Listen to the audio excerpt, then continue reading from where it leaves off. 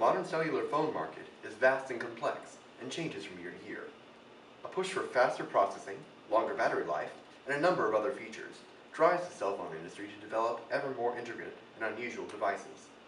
Nokia's Morph concept phone is being developed in collaboration with the University of Cambridge and is intended to be flexible, stretchable, foldable, and self-cleaning and solar chargeable.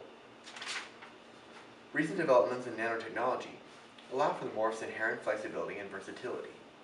Once perfected, the same nanotech should provide a basis for extremely durable, resilient, and portable electronics. The market potential for such developments is enormous. Indeed, cell phones and their ilk are already a $1 trillion+ industry, and still growing.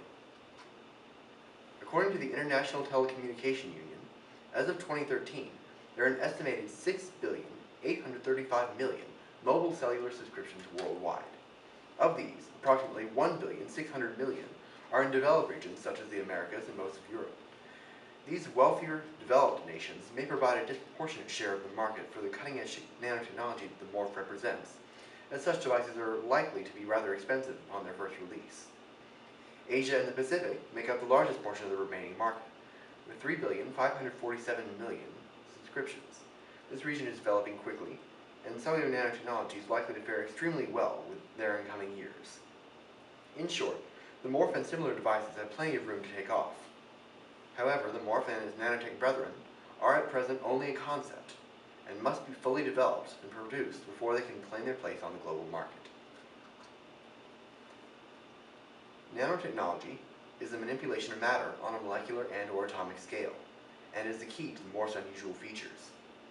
The unit of measurement used at this scale is a nanometer, and nanotech has been developed measuring hundreds or even tens of nanometers. To put this in perspective, the diameter of human hair is on average 80,000 nanometers. At the nanometric scale, the ordinary rules of physics and chemistry no longer apply. Products in nanotechnology will be smaller, faster, and lighter than ordinary electronics, requiring less energy and fewer raw materials to manufacture.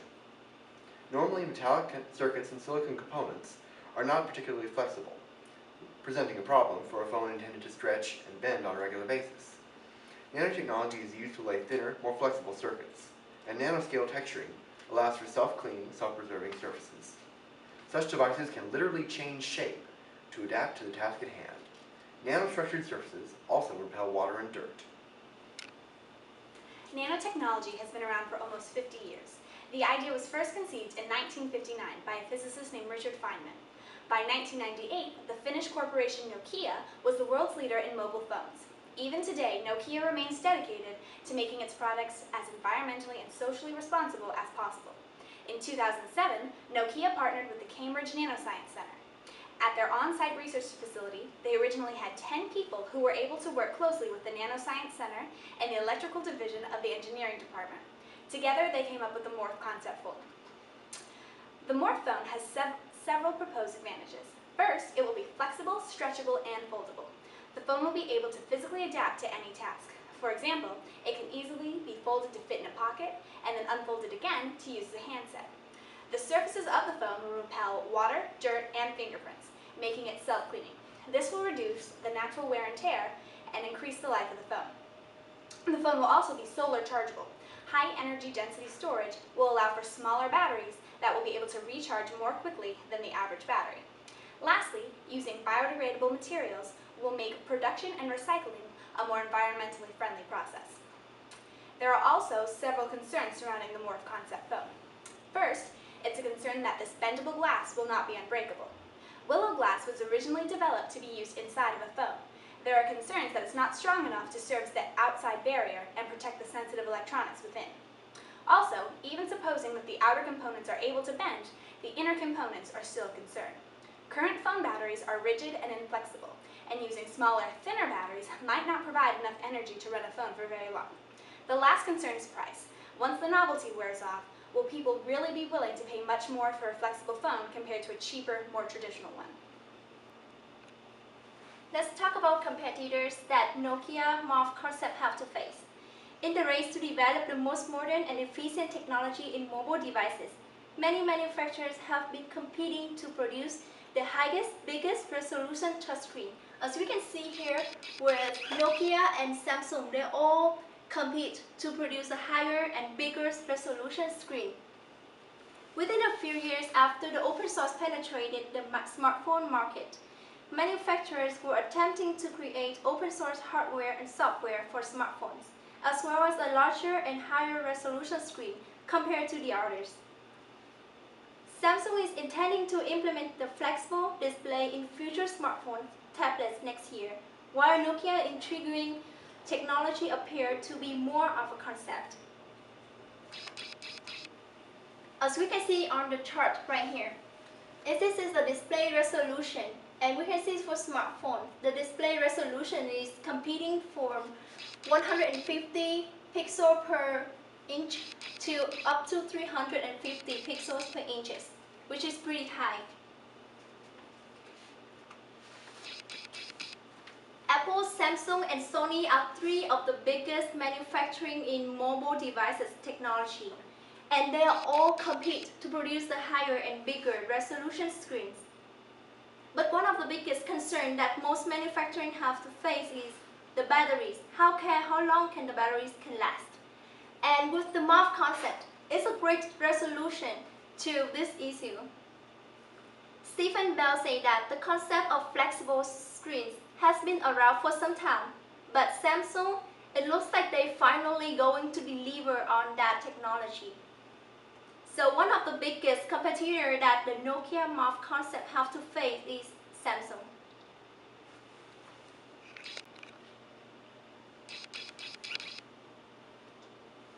Standardization of any device depends on both popularity and functionality.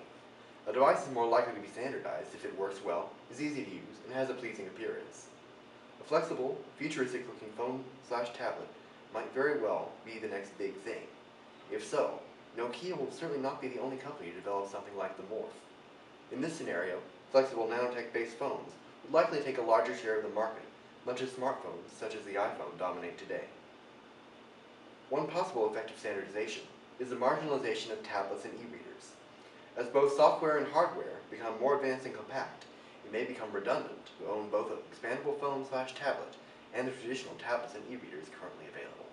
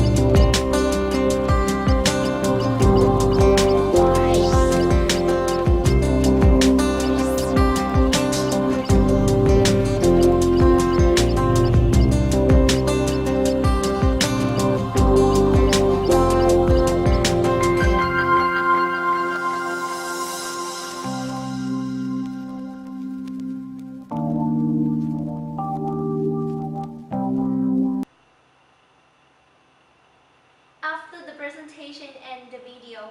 We all know that with nanotechnology, it will create the world-altering changes that can help us to create, transmit, and store used energy. It has the potential to solve many energy issues, and it has a major implication for medical field. Just imagine how nice it would be to have a windows that can clean themselves, or a pen on solar energy technologies, or drugs that can target only the tumors but not affect to the patient's healthy cells. If everything goes well, many people will be looking at a new phase of technology development, from flexible phones to cars that can change the color with a click, or new nanomedicines for treating disease. The list of nanotechnology applications goes on and on. For a moment, just speak about the Morph concept. Such devices could likely affect the market and global commerce in the same way that tablets and smartphones did. In earlier market, it will enable a greater connectivity, speeding trade, and generally making life a lot easier for average consumers. The ability to tune into environment would guide us to make a decision and enhance our health. Therefore, flexible phones using nanotechnology is a great combination in one product. For our references, you can see from the report. Thank you for your time, and I hope you like our presentation.